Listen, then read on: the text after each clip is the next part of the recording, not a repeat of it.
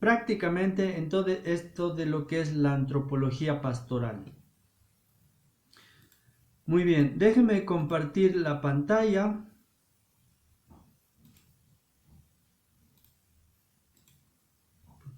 Eso nos va a ayudar de alguna manera a ver acerca de esta temática. Entonces, cuando hablamos acerca de la antropología pastoral, normalmente todo agente o toda persona que se dedica a querer entender ciertas situaciones por la que atraviesa un grupo, por la que atraviesa una familia, un individuo, querámoslo o no, debemos admitir que siempre lo hacemos bajo algún paraguas teórico que nos permita comprender. Ahora, dentro de esta sesión, lo que voy a hacer es apoyarme en algunas perspectivas de cómo se ha analizado la conducta del hombre, ya sea a nivel clínico, a nivel de aprendizaje, también a un nivel existencial y también a un nivel humanista. Creo que estas cuatro corrientes más importantes que existe acerca de la concepción del ser humano nos pueden dar ciertas luces para poder captar y comprender a qué se debe o cómo se debe interpretar estos hechos. Entonces, esta antropología, una de las más reconocidas para comprender acerca del comportamiento del ser humano, uno debe empezar a plantearse algunas hipótesis. Seguramente ustedes han realizado investigaciones y creo que aquí es importante mencionar que uno se debe plantear una, dos a más hipótesis que luego debe contrastarlo para ver cuál es el que se cumple en determinada situación. Ahora, eso implica que debemos manejar algunos conceptos muy básicos en cada perspectiva teórica que queramos comprender al ser humano. Entonces, eso nos va a ayudar a explicar acerca de la experiencia que atraviesa un ser humano. Y seguir esa perspectiva acerca de la condición o la naturaleza humana también nos va a permitir fijarnos acerca de cuáles son sus motivaciones por lo que realiza o no realiza ciertas acciones, ¿verdad?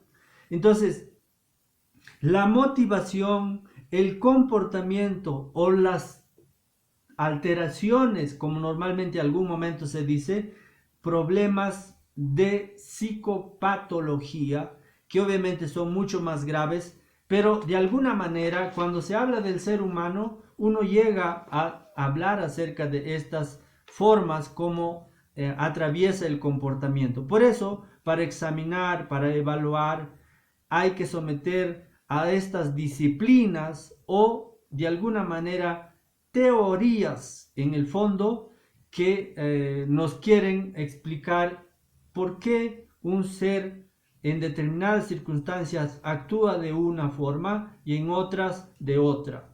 Y aquí una de las primeras es la psicodinámica, que vamos a desarrollarlo. La psicodinámica, obviamente, en otras áreas de las ciencias, en la cultural, en la sociológica, en la antropología, han tenido mucho que decir. ¿Por qué? Porque se han apoyado en sus presupuestos hipotéticos que ha presentado.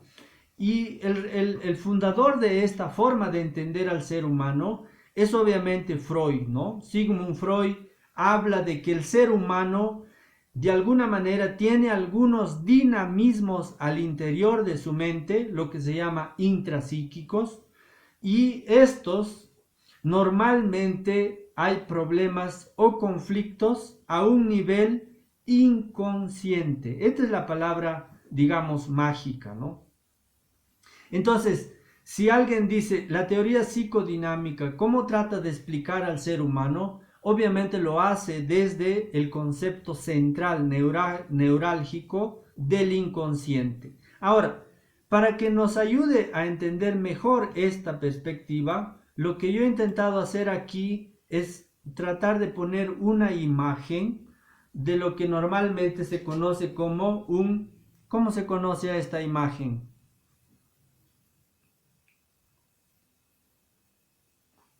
Un iceberg, tal vez. Un iceberg, exactamente. En la película de Titanic normalmente se muestra esto, ¿no? Que Titanic no vio este iceberg. O si lo vio, pensaba que era algo que no le iba a generar un problema. Pero más allá de eso, esta teoría de la psicodinámica lo que trata de decirnos aquí, lo que nosotros podemos ver de este iceberg, obviamente será pues siendo generosos 10%, digamos, ¿no? Y el 90% de todo este iceberg obviamente está oculto o está bajo el agua. Entonces, ¿qué significa esto? Que muchas de nuestras acciones, ya sea en la familia, en la pastoral, en la educación, en el campo que ustedes están motivados por el inconsciente. Ahora, uno puede decir, el inconsciente no existe. Hay gente que lo ha criticado fuertemente, ¿sí? Pero sin embargo, una manera de poder de alguna manera sostener y decir, ¿por qué los seres humanos cuando quieren recordar algo y a veces no logran y dicen, pero lo tengo en mi lengua, ¿no? Y no logras al final decir aquello que quieres decir. Después también en otras ocasiones cuando una persona pierde el control y dice cosas, incluso algunas barbaridades, dice salí de control. Entonces, según la psicodinámica, nos dice que se debería al inconsciente, que en nuestras primeros años de vida, obviamente fueron reprimidos muchos sentimientos, muchas emociones, o fueron censurados. Y por eso pasaron a esa parte o a esa dimensión, si quieren, de la personalidad. Entonces, lo que aquí nosotros podemos ver, digamos, en el iceberg, sería la parte consciente, ¿no? De saber que hoy es miércoles, es 24 de agosto, es del 2022. Y obviamente si alguien le pregunta qué almorzaste ayer, a lo mejor alguien se recuerde. Pero si decimos ya, el año pasado, en esta misma fecha, a esta misma hora, ¿qué estabas haciendo? Les aseguro que muchos lo van a pensar más de la cuenta. Entonces, precisamente muchas de esas cosas, según esta teoría, dice que estarían en el inconsciente. Y algunas cosas no podríamos sacarlo, pero esta forma también de entender al ser humano usa algunas técnicas que puede ayudar a llegar a entrar en estas profundidades. Entonces, en ese sentido, creo que es muy importante que aquellos instintos reprimidos o aquellos que han sido excluidos del crecimiento han quedado obviamente a un nivel primitivo. Ahora, para no ser, digamos, solamente basarme en esta teoría psicodinámica, voy a hablar brevemente de la neuropsicología. Creo que también tiene mucho que decir porque eso no solamente argumentaría a favor de que el psicoanálisis no fue algo superfluo o algo sin importancia, sin trascendencia, a pesar de que ha marcado por muchos años el pensamiento, digamos, ¿no? Del campo de la terapia. Cuando hablamos del campo de la neuropsicología, se entiende de que en la mente o en el cerebro del ser humano hay tres etapas que están reconocidos y identificados claramente. La primera sería el cerebro reptiliano o el cerebro más antiguo que existe, donde obviamente se encuentran estas pasiones o digámoslo así, estos sentimientos de celos, de envidia, de querer hacer daño, de agresividad, entre otros, ¿sí? Y luego está el sistema límbico, que también está conocido como el cerebro emocional. Y aquí entra obviamente lo que se llama el hipocampo. Y allí se guardan todos nuestros recuerdos, aquellos interesantes, aquellos que valen la pena, que no te olvidas nunca, y también, digámoslo, que te pueden en un determinado momento salvar la existencia porque te aferras a esos recuerdos buenos, y por eso vale la memoria allí. Pero una vez que hemos identificado esos dos niveles, digámoslo aquí, la parte del reptiliano más al fondo, la parte del sistema límbico casi aquí bajo la superficie del agua, y digamos la neocorteza o el neocórtex sería esta parte que vemos del iceberg. Entonces, la neocorteza es esa pequeña parte desarrollada de pocos seres humanos que han llegado a ese nivel. Y por eso es tan importante que hay gente que busca las soluciones a los problemas porque llega a cuestionarlos desde aquí, desde el neocórtex. Pero una amplia, digamos, población normalmente se queda en estos dos niveles abajo. Y en parte no podemos culpar a nadie aquí. También es una decisión de querer ahondar en estos temas y querer saber qué es lo que realmente pasa. Entonces, en esa perspectiva podemos decir que algunos, obviamente, ya según esta teoría, digamos, son adultos, pero se llegan a comportar de manera infantil. Entonces, y aquí entran obviamente a normar dos principios, ¿no? Por una parte está lo que es el eros y por otra parte está el tánatos. El eros es la fuerza de la vida y el tánatos es la fuerza de la muerte. Y esto lo vemos en el ser humano. Obviamente, hay gente que construye y hay gente que destruye. Hay gente que da vida y hay gente que mata. Y esto si quieren realmente y también simbólicamente. ¿Sí? Hay personas que con una frase te pueden dejar aniquilado. ¿Sí? Entonces, en esa perspectiva, esta teoría dice que existe un principio del placer y también existe el principio de realidad. Cuando se habla del principio del placer, se habla cuando uno quiere una gratificación inmediata, hace el berrinche y lo consigue.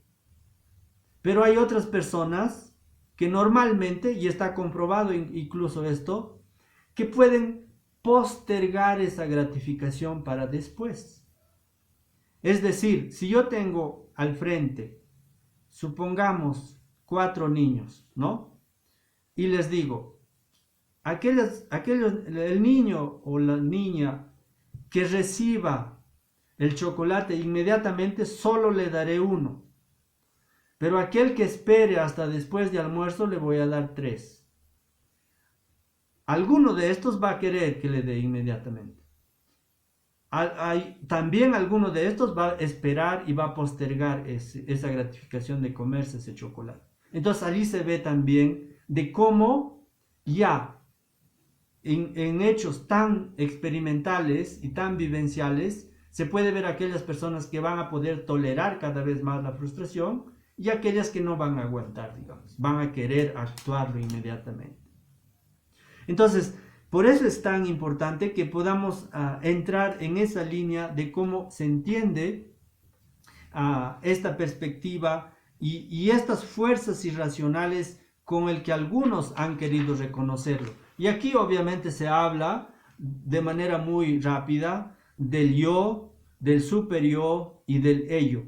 ¿Sí? Son dos posiciones, dos estructuras que ayudan a analizar por qué las conductas de un ser humano está a ese nivel. En principio, obviamente es una corriente biológica, digámoslo así, que ha tratado de explicar desde los primeros años hasta los 5 o 6 años cuando se determina la existencia del ser humano. Es un tanto, digámosle, decir que solamente en esa etapa de la vida se define todo lo que uno va a ser. Según esta teoría, sí. Pero según otras que vamos a ver más adelante, vamos a ver que responden de otra manera. Entonces, en esa perspectiva, algunos conflictos que normalmente pueden estar latentes dentro de cada ser humano, es decir, todavía no se han manifestado. Cuando es latente es que está oculto todavía, pero cuando ya se ha manifestado, se ha expresado, obviamente el comportamiento es patente. Y por eso es que existen individuos psicológicamente sanos que tienen un yo fuerte, capaz de gestionar competentemente las exigencias del yo y del superyo. Sin embargo, hay otras ocasiones en el que a veces el que lleva, digamos, las decisiones, las actuaciones, es más el inconsciente o el ello. Y por eso es que se llega a veces al descontrol. Y por eso también allí se hablará, ¿no?, en un determinado momento, que existen formas de cómo uno puede interpretar esa situación. A veces se habla de proyección, ¿no? Y esto a veces es real. Normalmente cuando vemos a alguna persona, la forma como actúa, habla, se expresa y todo, a veces nos genera cierta resistencia y rechazo, pero nos invitan normalmente a decir, ¿por qué reacciono ante estos hechos yo así? A veces algunos han señalado que probablemente sea porque tú también tienes muchas de esas características de esa persona, pero no quieres admitirlo. Y eso ya nos ayudaría, digamos, con una valoración un tanto crítica acerca de esta teoría o de esta forma de entender al humano, podemos decir que sí ha influido mucho. Muchos tratan de apoyarse en esto. Por ejemplo, ¿no?, cuando una profesora o una catequista trata de ver en sus catequizandos, en sus estudiantes, y no hay esa transferencia o no hay ese vínculo que normalmente se quisiera, el aprendizaje y la enseñanza está asegurada hacia el fracaso. Pero si se llegara a generar ese vínculo o ese apego o esa transferencia como normalmente se conoce, probablemente esa niña o ese niño tenga muchas ganas de querer aprender, preguntar y etc. También en la dirección espiritual, que lo vamos a ver en su momento, en la dirección espiritual normalmente si tú vas a una persona con el que no hay cierta simpatía siquiera, obviamente allá está asegurado que no va a funcionar. La dirección espiritual normalmente debe hacerse con alguna persona que haya ciertos puntos en común donde uno pueda encontrar esa ayuda. Y de ahí que podemos decir que tanto varones y mujeres no pueden ser solo víctimas del inconsciente, sino que deben tratar de buscar otras formas de entender al ser humano, y allí sí usa otras teorías donde la personalidad tiene que pasar por una visión total de lo que es uno, no solamente en los primeros años de vida. Entonces, eso en cuanto a esta forma psicodinámica de entender el comportamiento del ser humano dentro del campo pastoral. Ahora, una segunda teoría, una segunda forma de querer comprender la conducta del ser humano es a través de lo que normalmente está conocido como las teorías acerca del comportamiento observable. ¿Sí? ¿Cómo se comprende esto? Las teorías del comportamiento es una clara oposición a la psicodinámica. Si en la psicodinámica decíamos que todo se debe a la cuestión inconsciente, aquello que está oculto, aquello que no se ve, aquí en esta teoría del comportamiento, lo que se trata de verificar es anotar tal como veo qué es lo que está pasando en lo que hace esa persona. ¿Y eso qué significa? Que solamente me voy a basar en lo que yo puedo observar. Es prácticamente el positivismo de la ciencia en su máxima expresión. En ese sentido, no interesa mucho la cuestión hormonal, no interesa mucho los deseos, los ideales que tenga esa persona, tampoco consideramos que esa persona haya tenido una vivencia o una historia difícil, digamos, ¿no? Lo que importa es cómo lo veo ahora y de allí qué puedo deducir. Entonces, en esa perspectiva, creemos que hay esto lo que se llama estímulo-respuesta, o lo que es en algunas universidades explican el condicionamiento clásico, ¿no? El condicionamiento clásico de cómo uno puede modificar la conducta de otras personas es utilizando algunos estímulos para esperar una respuesta. Y aquí la imagen que podemos ver obviamente es el experimento que hacía Pavlov, ¿no? Pavlov lo que trató de mostrar es que el perro a un determinado momento empieza a asociar la campana a la hora de la comida. Pero llega un momento, obviamente tocan la campana, sale la comida, el perro empieza a babear. Pero a un determinado momento y después de varias veces, ya no se le da la comida, solo se le toca la campana y el perro empieza a babear. Entonces allí se puede ver cómo ya el perro está condicionado a un estímulo que es un sonido. Y los seres humanos en la enseñanza han funcionado así, o hemos funcionado así. Porque normalmente lo que hacíamos es tener una buena nota y por eso te vas a portar bien en el aula, por ejemplo, ¿no? Y mucho de las etapas en las que uno ha atravesado esta forma de cómo iba aprendiendo, obviamente se ha catalogado al ser humano solamente como un ser reactivo. ¿Qué significa? Que lo único que hacen las personas es reaccionar y responder a un determinado ambiente. Entonces, en esa línea podemos decir que es tan importante que uno pueda aprender ciertas técnicas, por ejemplo, de refuerzos, lo que normalmente está conocido, ¿no? Refuerzo positivo, refuerzo negativo. También hay la posibilidad de que alguna conducta, porque ya no lo refuerzas, se va a ir desapareciendo o extinguiendo. Y también un comportamiento negativo puede disminuir notablemente porque obviamente ya nadie le hace aplausos, ya nadie dice, oh, qué bien que lo has hecho, etc. Entonces, en esa perspectiva, obviamente entendemos de que esta forma de querer comprender antropológicamente al ser humano tiene de alguna manera, ha tenido el eco muy fuerte, sobre todo en Estados Unidos con Maslow, y también después con Skinner, que ha sido uno de los grandes que ha difundido todo esto, con su experimento de las palomas, y en las universidades hace no muchos años han seguido practicándolo.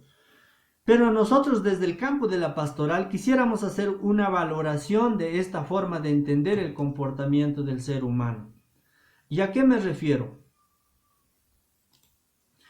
Me refiero a que nosotros debemos hacer una valoración desde nuestra visión cristiana, porque si nos quedamos solamente con esto, que así se dijo y así se hacía, no tiene mucha novedad, ¿no?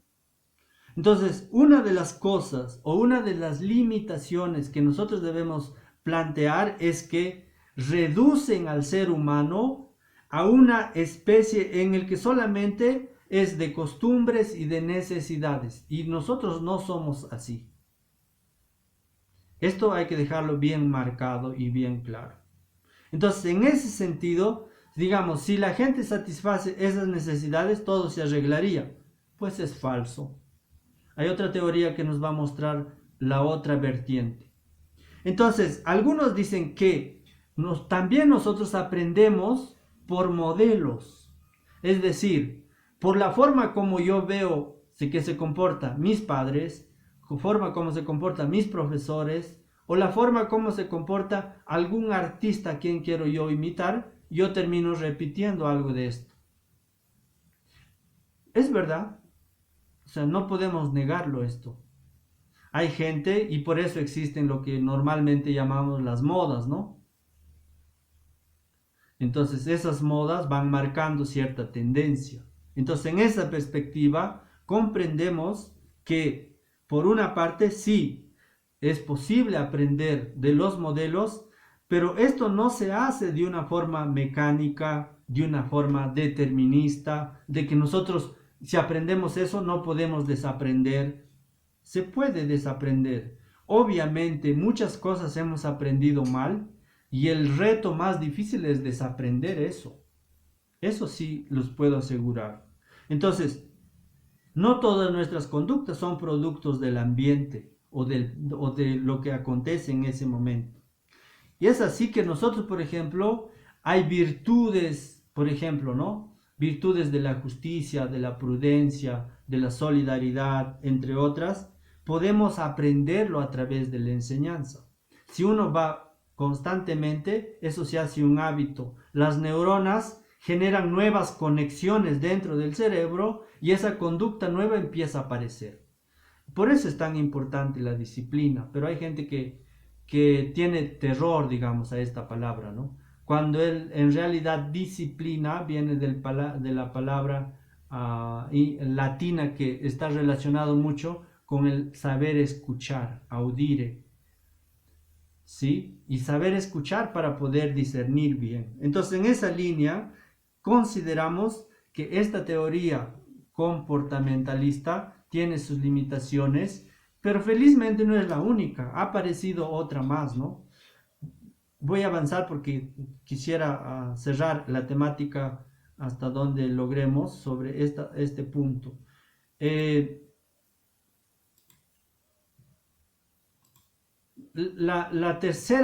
tercer paraguas o la forma de entender al ser humano en esta tercera línea, obviamente tiene que ver con la perspectiva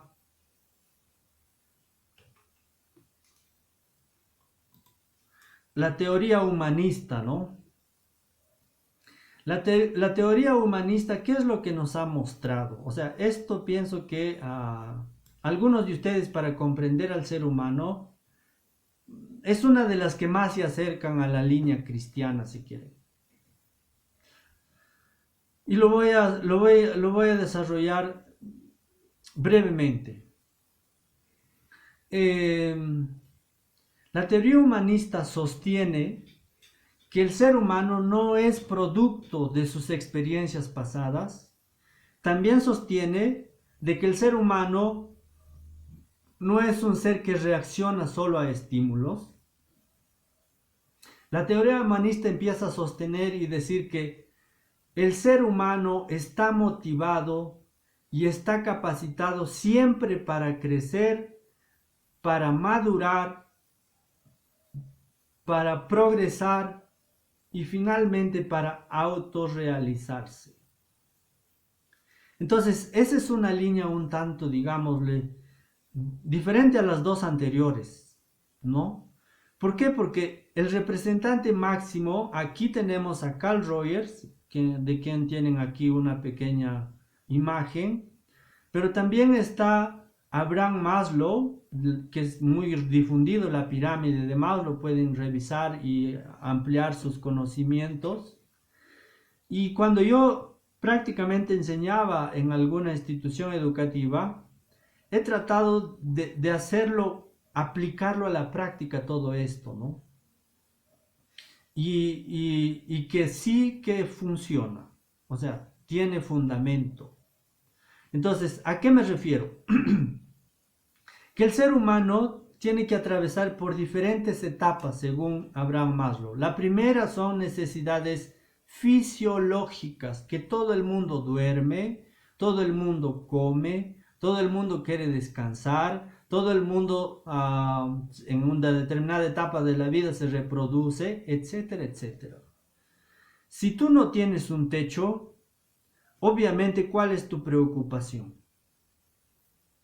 Tienes que buscar un lugar donde poder descansar. Si no tienes comida, no puedes pensar en otra cosa más que eso. Tienes que resolver eso.